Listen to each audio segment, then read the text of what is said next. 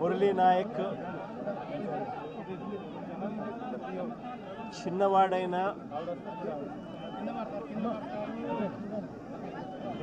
రాష్ట్రంలో చాలామందికి పెద్దలకు కూడా స్ఫూర్తిదాయకంగా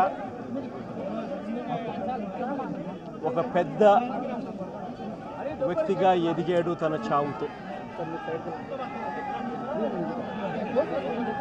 భారతదేశం కోసం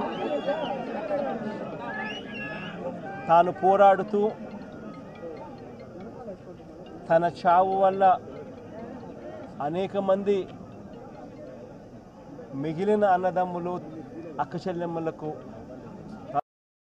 రక్షణిస్తూ తాను ప్రాణాలు కోల్పోయాడు. అలాంటి మురళిని తేడమైతే వెనక్కి తాలేము, కానీ మురళి చేసిన త్యాగానికైతే మాత్రం ఆంధ్ర రాష్ట్రంలో ఉన్న ప్రతి ఒక్కరం కూడా మురళికి ఇప్పటికీ కూడా రుణపడే ఉంటాం. రాష్ట్ర ప్రభుత్వం మొట్టమొదటిసారిగా ఏ జవాన్ చనిపోయినా కూడా ఆ జవాన్లకు ఇటువంటి ఘటనలో ఏదైనా కానీ ప్రాణాలు కోల్పోతే, దేశం కోసం పోరాటం చేస్తూ ప్రాణాలు కోల్పోతే 50 లక్షల రూపాయలు ఇచ్చే సాంప్రదాయం మొదలుపెట్టింది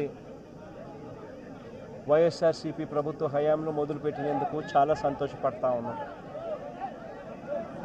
ఆ సాంప్రదాయాన్ని కొనసాగిస్తూ ఇప్పటి ప్రభుత్వం కూడా 50 లక్షల రూపాయలు మురళి కుటుంబానికి ఇవ్వడానికి ముందుకొచ్చినందుకు ఈ ప్రభుత్వానికి కూడా కృతజ్ఞతలే.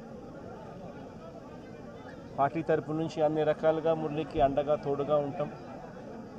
పార్టీ తరపు నుంచి ఒక 25 లక్షల రూపాయలు వైఎస్ఆర్ కాంగ్రెస్ పార్టీ తరపు నుంచి అండగా ఉంటూ ఆ కుటుంబానికి తోడుగా ఉండే కార్యక్రమం చేస్తాం. మనిషిని తాలేకపోయినా కూడా తాను చేసిన త్యాగానికి అందరం కూడా అండగా తోడుగా ఉండే కార్యక్రమం అయితే ఖచ్చితంగా జరుగుతుంది. ఇలా కుటుంబానికి మంచి జరగాలని,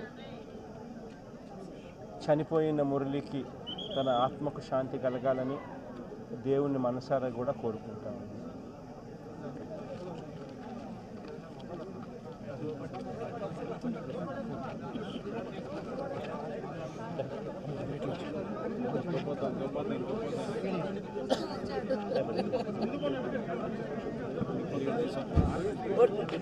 కోటి కోటి ధన్యవాదాలు సార్. సార్